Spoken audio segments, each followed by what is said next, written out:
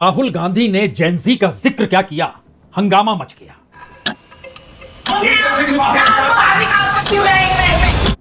लोगों को इस देश में गृह युद्ध नजर आने लगा। ये गाली है, मुझे दो।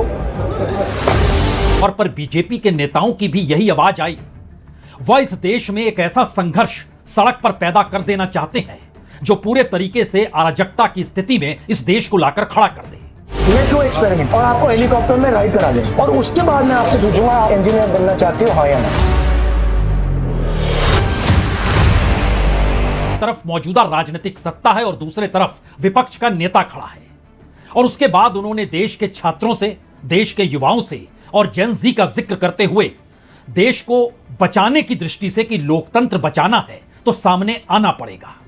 क्या भारत में यह परिस्थितियां हो सकती है या नहीं हो सकती है? सब तो राहुल गांधी बार बार छात्र और युवाओं से इस बात का जिक्र कर रहे हैं कि उन्हें लोकतंत्र को बचाना होगा। जब वो समझ जाएंगे संविधान की रक्षा करनी है तो वो सामने आएंगे। वो लाइन उनकी पहले सुन लीजिए। मेरी सोच है कि as a patriotic Indian, as somebody who loves India, who loves the constitution, it is my duty to put the truth in front of the people of India. Hindustan की जो डेमोक्रेसी है वो हाईजैक हो गई है। Sisters, democracy can only be saved by the people of India. Nobody else can save democracy. Rahul Gandhi can come here and say something and say this is the truth. The day the people of India realize that आपका जो लोकतंत्र है, आपका जो संविधान है, वो आपसे चोरी हो गया है, उस दिन काम हो जाएगा। राहुल गांधी एक परिवर्तन का जिक्र तो कर रहे हैं, लेकिन वो जानते हैं कि मौजूदा वक्त में तमाम राजनीतिक दलों के भीतर, चाहे वो कांग्रेस ही क्यों ना हो, भ्रष्ट नेताओं की एक पूरी कतार है। भारत की संसदीय राजनीति विशेषाधिकार पाने के साथ कितनी करप्ट हो चुकी है और कोई नेता आपको ऐसा मिलेगा नहीं जो करोड़पति ना हो। इस देश के भीतर सबसे बड़ा राजनीतिक परिवर्तन किसी भी दिशा में हुआ आंदोलन के जरिए हुआ है। वो इमरजेंसी के दौर, उससे पहले और बाद की परिस्थिति हो, वो मंडल कमीशन के परिस्थितियों के साथ जुड़ जाइए, वह अन्ना आंदोलन की परिस्थितियों के साथ जुड़ जाइए। एक राजनीतिक परिवर्तन में युवाओं की भागीदारी जरूर होती है। मौजूदा वक्त में राहुल गांधी ये जानते हैं तमाम राजनीतिक दल अपने अपने बूते जहां भी आगे बढ़ेंगे वहां पर राजनीतिक सत्ता उन्हें रोक देगी। इस दायरे में जनता अगर तय कर ले तो एक नए तरीके की राजनीतिक परिस्थितियां इस देश में पनप सकती है। इसीलिए कल वो बार बार जिक्र कर रहे थे जिस युवा ताकत का, भारत के नागरिकों का, और खुले तौर पर चेतावनी चुनाव आयोग को यह कहकर दे रहे थे जिस दिन जाग गई जनता उस दिन आप क्या करेंगे। मैं हिंदुस्तान की जनता को, हिंदुस्तान के युवाओं को सच्चाई दिखा सकता हूं। नहीं सकता है क्योंकि हिंदुस्तान की जनता इस बात को एक्सेप्ट नहीं करेगी। एक बार हिंदुस्तान की जनता को, हिंदुस्तान के युवाओं को पता लग गया कि वोट चोरी हो रही है, उनकी शक्ति लग जाएगी। नहीं तो पूरा हिंदुस्तान, हिंदुस्तान के सारे युवा इस बात को एक्सेप्ट करेंगे कि आप हिंदुस्तान के कॉन्स्टिट्यूशन, हिंदुस्तान के संविधान की हत्या में शामिल हो, हिंदुस्तान के संविधान की रक्षा नहीं कर रहे हो और वोट चोरों की आप मदद कर रहे हो।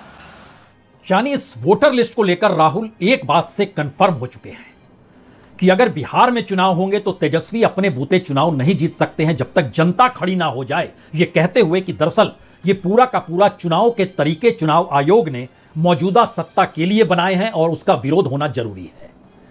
अखिलेश यादव भी उत्तर प्रदेश में क्या कर लेंगे अगर जनता साथ में इस तर्ज पे खड़ी नहीं होगी, यानी जाति समीकरणों के आश्रय नहीं, सिर्फ पिछड़ा, दलित, अल्पसंख्यक या आदिवासी इस आश्रय नहीं। और ममता बनर्जी भी क्या कर लेंगी। राजनीति के आगे उस युवा पीढ़ी को, उस छात्र पीढ़ी को, उस जेनजी को आंदोलन की दिशा में ले जाने का एक प्रयास है।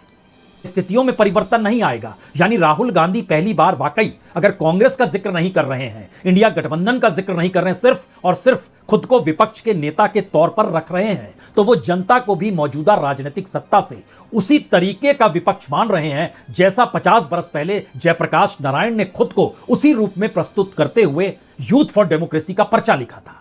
उनका बहुत साफ तौर पर कहना था कि दरअसल अपने देश की युवा शक्ति के सामने भी विरोध की कई बातें हैं और हाल के वर्षों में हमारे शिक्षण संस्थानों में कई प्रकार के विरोध के दृश्य देखने को मिले हैं, लेकिन वो युवाओं को लेकर कुछ खुलते हैं।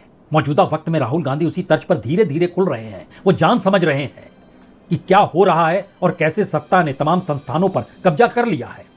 ध्यान दीजिए, राहुल गांधी कल प्रेस कॉन्फ्रेंस में और उससे पहले तमाम जगहों पर हाथों में संविधान उठाते हैं, संविधानों से मिले अधिकारों का जिक्र करते हुए लोकतंत्र की रक्षा का ऐलान युवा तबके से करते हैं, छात्रों से करते हैं।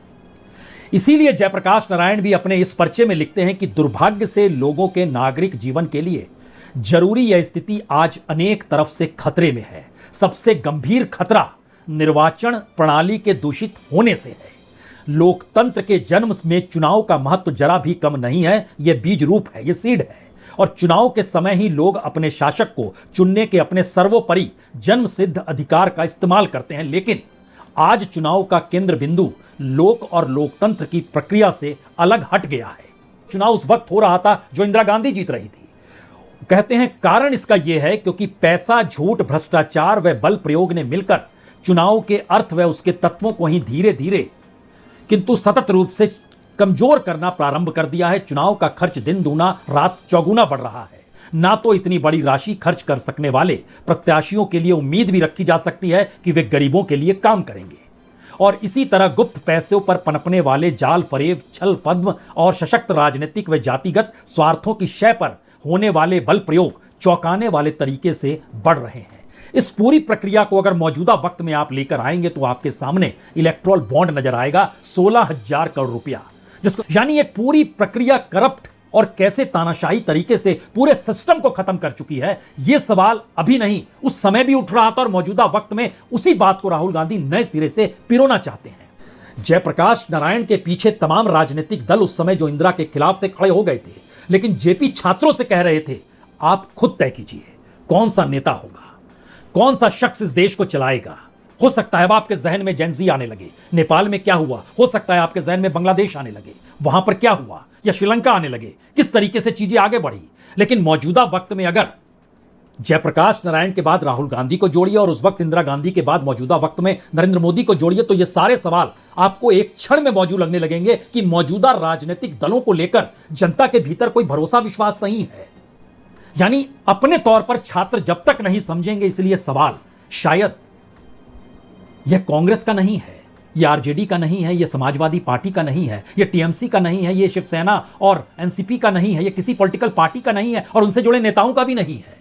यह सवाल इस देश को संभालने का है। यह सवाल इस देश की राजनीतिक परिस्थितियों में एक बड़े बदलाव और ट्रांसफॉर्मेशन का है। बस तो यह है कि भारत इस वक्त दुनिया में सबसे युवा देश है और युवाओं की ताकत, युवाओं की संख्या, युवाओं का संकट, युवाओं की त्रासदी, इस सारी परिस्थितियां इस देश के युवाओं को लेकर ही जुड़ी है।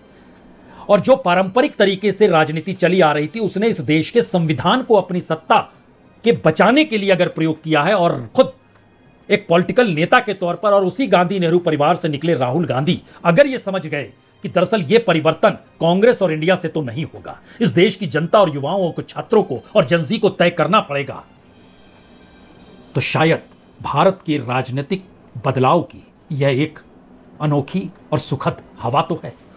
बहुत बहुत शुक्रिया, बहुत बहुत शुक्रिया।